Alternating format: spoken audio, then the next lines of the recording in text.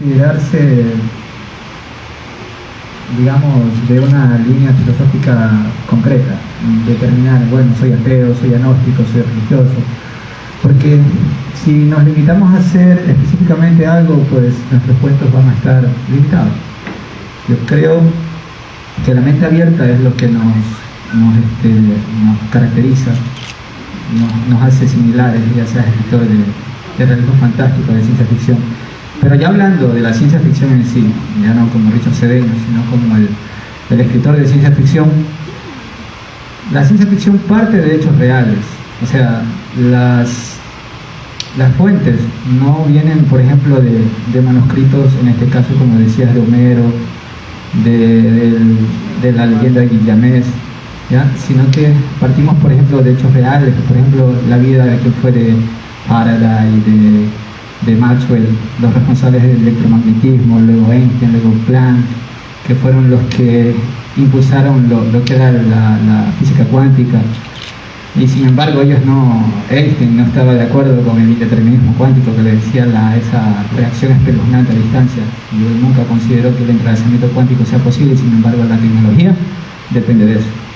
Entonces luego tenemos que Pauli, que Richard Feynman, y vinieron demás científicos, y se empieza a hablar ya del tema de ciencia ficción, y los escritores se valieron de eso, como Asimov, o los que vinieron después de Asimov, ya que gracias a que Niels Bohr estableció que tenían que traducir todas las ecuaciones de todos estos científicos, porque nadie más sabía de eso, ¿no?, de cómo funcionaba la mecánica cuántica, en lo que fue en Copenhague, en la ciudad de Copenhague, lo que se llamó la interpretación de Copenhague, pudieron traducirlo en palabras, y sabemos lo que es el indeterminismo cuántico, el entrelazamiento cuántico, el efecto del túnel, el comportamiento ese extraño que tienen las partículas de estar en dos lugares al mismo tiempo, o el fenómeno de que no puedes medir al mismo tiempo la posición y la velocidad de dicha partícula.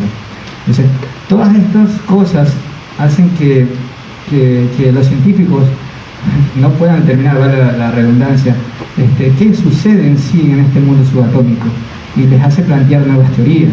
En este caso, esta loca idea de que los electrones pueden estar en varios lugares al mismo tiempo les hace pensar incluso hasta en un multiverso. Y ahí este multiverso no solo es cosa de ciencia ficción. En la vida real, bueno, en los años 1935 fue un matemático fue el que más planteó la idea de este multiverso. De pronto él dijo que de cierta forma se podía dar, si es que acaso había una conciencia fuera del plan de las micropartículas. Fue ahora último científicos que se dedican a la teoría de las cuerdas los que plantean aún más y refuerzan más esta teoría del multiverso.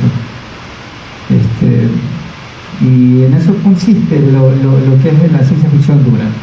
Partes de estas investigaciones para poder plantearte las proyecciones que se pueden dar de aquí a futuro cuando tengas la tecnología para poder realizar estas incursiones en estos mundos maravillosos, extraños. Bueno, y dentro de ese campo, ¿no?, ¿cómo hacemos que esta terminología que hace referencia a la ciencia dura, ¿no?, que es una terminología que no todos asimilan, ¿no? Hay gente que yo me quedé después de que dijiste física cuántica ya me perdí. Entonces, ¿cómo hacemos que esta terminología, que es solamente para cierta gente que anda especializada leyendo temas relacionados, cómo hacemos que esto se convierta en literatura, ¿no? ¿Cómo hacemos que esto funcione dentro de un texto literario?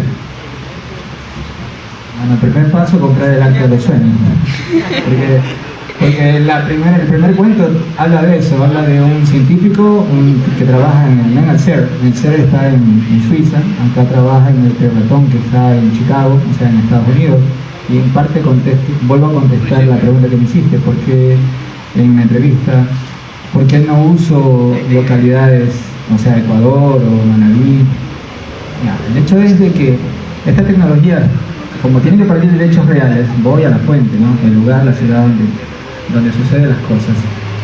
Ya, entonces te decía, en la novela hay un científico que de un día cotidiano, aquí viene parte del hecho insólito, ¿no? Así es el realismo fantástico, en la vida real y de pronto algo sucede, algo fantástico, en un día inesperado, y viene el hecho fantástico. Este científico tiene un atentado, ¿no? Lo asaltan y después de haber estado en coma, cuando vuelve otra vez a su vida habitual, empieza a tener alucinaciones. De estas alucinaciones, ahí ya viene el hecho, la parte crítica, que pasa a ser de una historia fantástica a un hecho surrealista. Bueno, este primer cuento tiene términos científicos, ya que hablo del ser, de estos colisionadores de hadrones, pero en sí termina siendo algo más surrealista.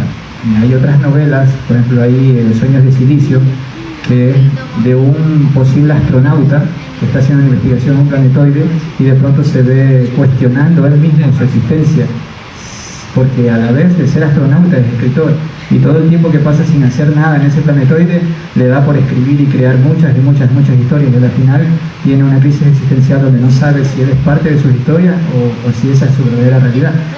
Entonces, como tú decías, puedo aplicar terminología científica, pero la historia es humana, o sea, es el científico ante un problema humano, o sea, sus necesidades. Entonces, la historia parte de un accidente de pronto, como todos podemos tenerlo. Puede haber al principio terminología científica y partir de hechos reales, pero en el fondo se convierte sí en realismo fantástico porque es un hecho insólito que al final termina sorprendiendo al lector y dejándolo con la pregunta, bueno, ¿será verdad? Esto porque a mí me daba la impresión de que mucha terminología científica podría crear, ¿no? Y que luego quizás eso derive en un problema, ¿no? Una cierta barrera para que el lector común, que no tiene asimilación con temas de literatura de ciencia ficción, ¿no? Y menos con literatura que trabaja sobre ciencia dura, se genera una barrera, ¿no? Y un cierto tal vez rechazo, porque va a llegar un punto en que dice, bueno, no sé de lo que me está hablando, no entiendo esta terminología, no sé, ¿te ha pasado con algunos lectores? ¿Te ha pasado con lectores de tus obras que están inéditas? ¿Crees que puede ser eso una barrera? Tengamos en cuenta que en nuestra provincia no tenemos una tradición de escritores que hayan trabajado con esos géneros, ¿no? ¿Crees que tal vez se deba a eso, una cierta barrera? Definitivamente es una barrera, sí me ha tocado, porque cuando estoy escribiendo mis historias yo me valgo de mis amistades para que vayan leyendo los borradores y ellos se encargan de decirme, Richard, no te entiendo. Es verdad, que tienes toda la razón. Lo que me ha ayudado a madurar como escritor y tratar, como repito, de buscar más el aspecto humano de la historia, ¿ya? Puede estar reforzado con términos científicos, puede ser paradojas temporales, viajes espaciales, pero hay el hecho humano dentro de la historia. La última historia que es Friedrich Lynch es un tipo, simplemente alguien que transporta a un mensajero que se ve en un problema y se ve perseguido por la policía intergaláctica. Bueno, aparentemente pareciera una historia sencilla y común y corriente, pero no, tiene un fondo y bastante investigación. Me demoré meses midiendo las distancias entre las varias estrellas, entre el Alfa Centauro con el Sol y la constelación de Orión y el agujero negro, el Cygnus, en la constelación de Cisne, y cómo funciona un agujero negro, cómo el horizonte de eventos, cómo cualquiera puede pensar que simplemente la información entra y nunca sale, y las nuevas investigaciones dicen que hay una segunda frontera de eventos que antes repele la energía que puede entrar. Las investigaciones de Hawking dejaron en claro la reacción de Hawking, como se llama, que es una emanación de energía que tiene el agujero negro. Entonces, en base a esas investigaciones yo puedo sacar una versión, una historia. Esta nave, a lo que iba entrando, él aprovechó la fuerza de repulsión que tiene en cierto lugar del área del agujero negro y volviendo a activar el hiperespacio logró escapar del agujero negro. Bueno, no voy a hacer más spoiler, ¿sí? Pero la historia es más que eso. Él llega a comprometerse sentimentalmente con una persona en esa historia, ¿no? Y la lucha es la que él tiene, es la que este señor común y corriente, un mensajero, alguien que tenía que llevar un recado de un planeta a otro, se ve envuelto en un problema, ¿ya?